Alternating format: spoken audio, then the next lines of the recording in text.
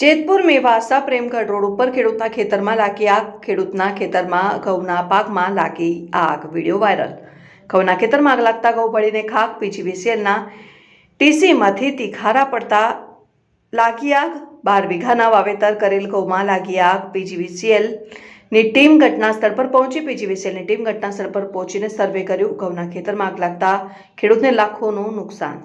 તમારું નામ? પ્રકાશભાઈ રાદડિયા, ગામ મેવાસા. પ્રકાશભાઈ, ઘઉંના ખેતરમાં આગ લાગી છે, કેવું નુકસાન? સાહેબ, નુકસાન તો 12 વીઘા જમીન છે. 12 વીઘા જમીનમાં ઘઉં બળીને ખાક થઈ ગયા છે. એટલે હવે એમાં કઈ લેવાનું છે નહીં, પૂરું થઈ ગયું. કેટલા વીઘા હતા અને આગ કેવી હતી?